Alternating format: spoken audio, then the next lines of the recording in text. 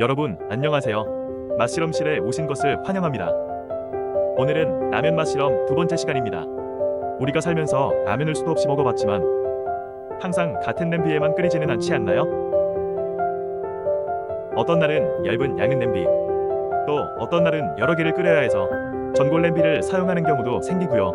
아니면 그냥 무심코 손에 잡히는 냄비를 사용할 수도 있고요. 혹은 갖고 있는 냄비가 이것뿐일 수도 있고요.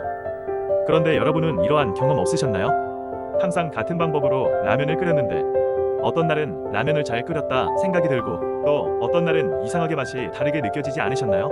똑같은 화력으로 똑같은 물의 양으로 끓였는데 라면 맛이 다르게 느껴졌다면 그것은 사용한 냄비의 차이가 크다고 저는 늘 생각해 왔었거든요. 그렇지 않으면 단지 그날의 컨디션에 따라 내 입맛이 변했을 수도 있고요. 이러한 궁금증 해소를 위해 맛실험을 해보았습니다. 먼저 얇은 냄비와 두꺼운 전골 냄비를 준비했고요. 물은 양쪽 모두 550cc 준비했습니다.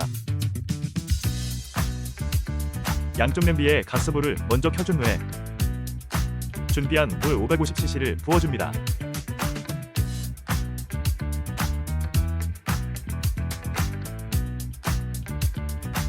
이번 라면 맛 실험을 위해 신라면 큰 거 한 박스를 준비했는데 여러 번에 걸쳐 실험을 하다 보니 신라면이 다 떨어져서 제가 개인적으로 열나게 좋아하는 열라면만이 남아있길래 열라면으로 준비했습니다. 광고 아님. 양쪽 냄비에 건더기 스프와 분말 스프를 넣어주고요.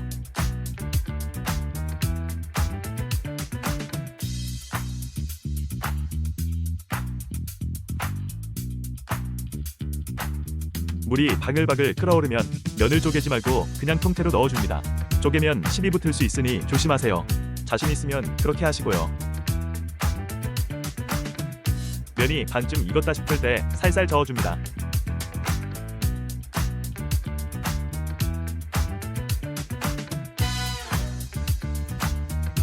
면이 거의 다 익어가면 또 살살 저어줍니다.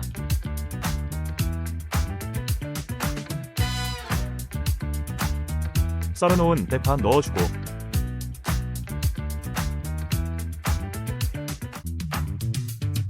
마지막으로 한 번 더 저어줍니다.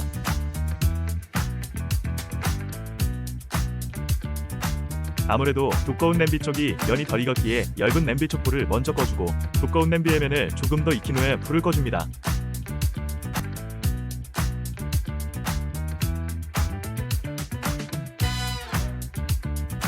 오늘도 분식집 갬성 충만한 빨간 플라스틱 그릇에 부어줍니다.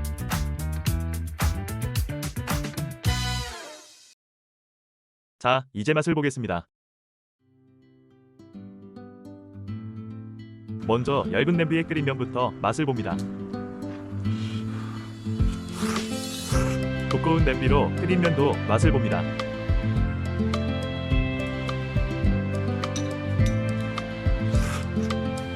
국물 맛을 한번 보겠습니다.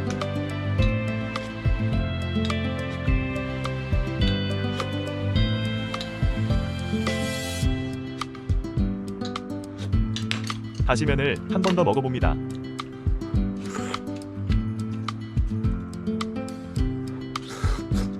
제 예상과는 다르게 면발의 차이는 거의 느껴지지 않고 국물 맛에 조금 차이가 있는 듯하여 국물을 여러 번 번갈아가며 먹어봅니다.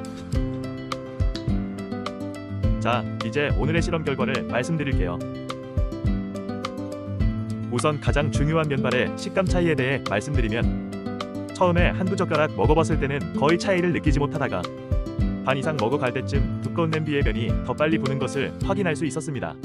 다음으로 국물 맛은 두꺼운 냄비의 국물이 조금 더 진하게 느껴졌습니다. 아무래도 두꺼운 냄비다 보니 면을 넣거나 대파를 넣을 때 국물이 식었다가 다시 끓기를 반복하는 과정에서 국물 맛이 진해지지 않았을까 생각해봅니다. 김치찌개 먹고 나서 다음날 다시 데워 먹으면 맛이 더 진해지는 것처럼 말이죠. 마지막으로 비록 소수이지만 맛실험에 함께한 세 분의 공통된 의견은 시종일관 온도 변화가 적고 라면이 끓여지는 속도도 빠른 얇은 냄비를 추천한다는 의견이 있었습니다. 본 영상 참고하셔서 개인의 취향에 맞는 냄비 사용하세요. 지금까지 맛실험실이었습니다. 영상 끝까지 시청해주셔서 대단히 감사드립니다.